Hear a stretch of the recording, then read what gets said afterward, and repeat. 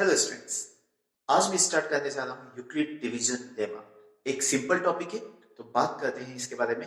Euclid जो आप pick देख रहे हैं अभी ऑन स्क्रीन, ये है Euclid, a Greek mathematician, very famous mathematician and known as the father of geometry because many postulates and axioms are there जो कि उन्होंने इंट्रोड्यूस किए हैं।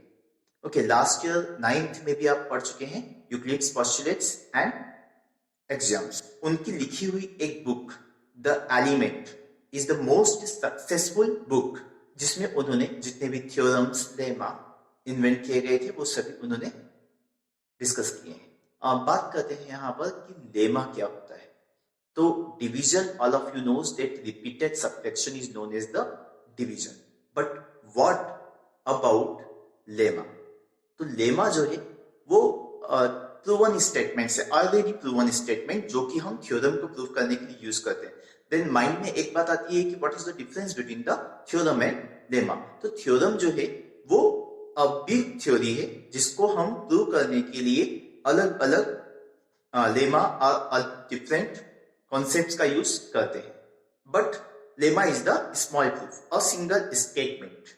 तो यूक्लिड डिवीजन लेमा जो है वो अब सभी ऑलरेडी पढ़ के आ चुके हैं, बट सिर्फ यहां पर नेम से आया है, which is you can see here that for any two integers a and b। तो अगर मैं यहाँ a एंड b दो इंटीजर देता हूं, if a is greater than b and if we are dividing a by b, then definitely वहां एक question आएगा और एक क्या होगा, रिमाइंडर।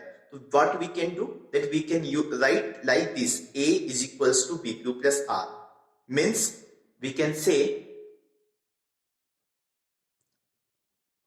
A जो है वो डिविडेंट है, B is the divisor, Q is the quotient and R is the remainder. Okay, तो ये पार्ट नया नहीं है, ये आप ऑलरेडी करके आए हैं from the 6th class. Even जब आपने डिवीजन सीखा था, जब आपने फ्रैक्शन सीखे थे, एट दैट टाइम एक एग्जांपल लेके देखते हैं एग्जैक्टली आपने क्या किया था। तो वो है 77/8। तो अगर हम 77 डिवाइडेड बाय 8 करते हैं, तो सिंस 77 इज ग्रेटर देन 8, तो it is known as the improper fraction. Improper fraction को प्रॉपर फ्रैक्शन में कन्वर्ट करने के लिए क्या करते हैं हम, we divide it, so it 8 9s are 72, remainder is 5।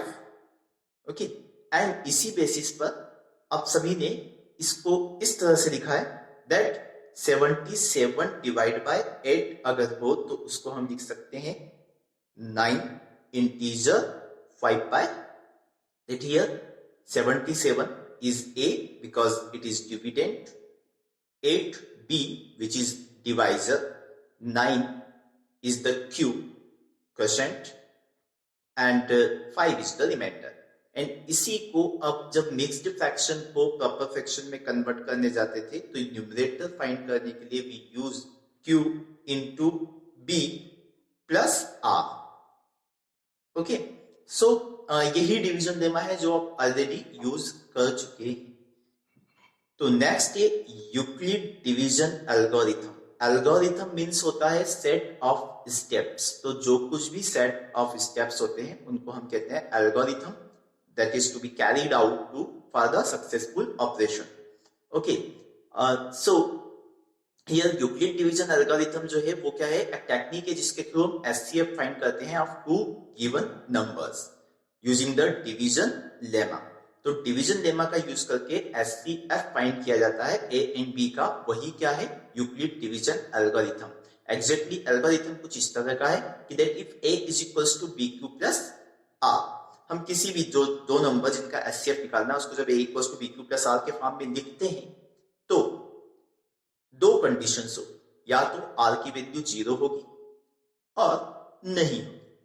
तो if R is equals to 0, if R is equals to 0 तो नो प्रॉब्लम। A को जब हम B से डिवाइड करते हैं और R 0 आ गया, that is A is the multiple of B and we can write that SCF is equals to B। But if it is not, then हम प्रोसेस क्या होती है कि जो A है उसके प्लेस पर B आ जाता है एंड B के प्लेस पर आर आ जाता है। एंड देन फिर से हम क्या करेंगे, उसे अगेन फर्स्ट पे ले जाएंगे, that is a equals to B Q plus R पर लेके जाएंगे, and a is equals to B Q plus R. Value अब चेंज हो चुकी है, उसको फिर से चेक करेंगे, r equals to 0, if yes तो b जो भी होगी वैल्यू b की वही एचसीएफ, अदरवाइज फिर से वैल्यूज चेंज। ये है डिवीजन एल्गोरिथम। ओके, तो एक एग्जांपल लेते हैं, that we have to find HCF of 612 and 1314। Okay, तो यहां पर मैं ये जो प्रोसेस है इसको करने के लिए पहले आपको वो प्रोसेस यूज कर रहा हूं जो कि आप 6th क्लास में भी करके आ चुके हैं, वो है लॉन्ग डिवीजन मेथड। तो HCF फाइंड करने के लिए एक प्राइम फैक्टराइजेशन मेथड की हुई है जिसमें हम 612 के प्राइम फैक्टर्स फाइंड कर सकते हैं, देन 1314 के प्राइम फैक्टर्स फाइंड करें, उसके बाद सब कॉमन फैक्टर्स जो है वो निकाल दें, product of the common factor is the HCF। But वो डिस्कस नहीं करते हुए यहां पर मैं करने जा रहा हूं एक लॉन्ग डिवीजन मेथड पहले, उसके बाद देखेंगे लेमा का यूज करते हुए हम वही चीज कैसे लिख सकते हैं। तो अगर मैं यहां पर 1314, so since 1314 is the greater than 612, therefore 1314 will be the dividend and 612 divisor। okay, तो 1314 2 times divide हो रहा है, that means 612 multiplied by 2 which is equals to 1224। okay, minus किया you will get 90 here। okay, तो since 90 is not equals to 0, अब क्योंकि 90 0 नहीं है, that's why 612 becomes dividend now and 90 is the divisor। again starting के 2 digit देख के पता कर सकते हैं किससे करना है, 9 6 इज द 54। हम यहां पर क्या करेंगे, 6 टाइम्स करते हैं, अब 9 6 54, so what we can do that 9 6 54, 540 it becomes 612 and 540 minus किया, माइनस करने पर what we will get that it is 72। तो 72 again it is not equals to 0, अब 72 is not equals to 0 तो फिर से क्या होगा, 72 becomes the divisor now, and what about the dividend, dividend becomes now 90। okay, so 90 dividend हो गया, then क्योंकि 72 तो सिंपल सी बात है, 1 टाइम ज्यादा है तो 1 टाइम 72 इन 1 जा 72, 90 minus 72 that is what we get now 18। 18 is not equals to 0, therefore again 18 becomes the divisor now, and what about the dividend। okay, तो डिविडेंड कौन हो जाएगा, जो कि पहले डिवाइजर था, that is 72 is the dividend. So 18 की table में 72 जो है वो क्या होता है, कंप्लीटली डिविजिबल होता है, that's why what we can do now, 18 4 जा 72, एंड क्योंकि 18 4 जा 72 कंप्लीटली डिवाइड होता है, 72 माइनस 72 इज 0। क्यों यहां रिमाइंडर 0 आ चुका है, मींस ये 18 जो लास्ट हमारा डिवाइजर है वो क्या बन गया है अब HCF। Okay, so this is the long division method. और यही मैंने क्या बताया आपको कि ये भी क्या है, डिवीजन लेमा, डिवीजन एल्गोरिथम। तो यूक्लिड डिवीजन लेमा का यूज करके सेम थिंग हम किस वे में कर सकते हैं। तो एग्जाम में मैं सजेस्ट करूंगा दैट पहले you can do like this. Okay, अगर कुछ भी प्रॉब्लम आ रही है तो आप इस तरह से पहले कर लें, उसके बाद फटाफट आप first step, second step, third step लिखते जाएं। ओके, दैट ए की वैल्यू किस वे में चेंज हो रही है। तो यहां पर हम देखते हैं फर्स्ट स्टेप 1314 एंड 612, तो ये इसी तरह से आ जाएगा। तो ये a equals to B Q plus R के फॉर्म में आ गया। Okay, this one, then a is equals to B Q plus R, but क्योंकि r जो है वो हमारा अभी 0 नहीं है तो फिर से क्या हुआ, वैल्यू चेंज, दैट इज अब जो a है उसके प्लेस पर कौन आ जाना चाहिए, 612। तो जो 612 है वो a हो गया। ओके, एंड जो 90 है वो b हो गया। अगेन हमने जो डिवीजन लेमा के थ्रू दिया उसी को यहां पर फिल कर दिया।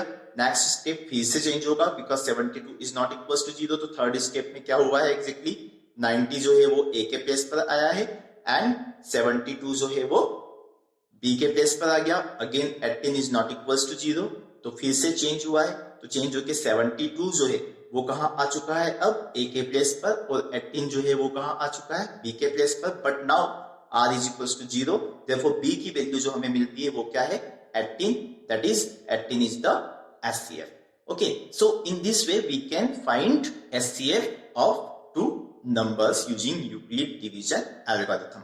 अब बात करते हैं कि exactly requirement क्या है, हमारी application क्या है SCF की, why we are finding the SCF of two numbers. तो एक एग्जांपल जैसे मैंने यहां दिया है कि सपोज एक रूम है 24/18 साइज का and we need to floor the tiles. Okay, equal size के स्क्वायर टाइल्स का यूज करके हमें फ्लोरिंग करना है. तो उस केस में what we will do, we will find the SCF of the two numbers of the two dimensions. Okay, तो SCF of 24 and 18 is 6. That means हम किस इक्वल साइज क्या ले सकते हैं, हम ले सकते हैं 6/6 के टाइल्स. आप देख सकते हैं कि सपोज इफ ये हमने एक स्क्वायर लिया, ओके,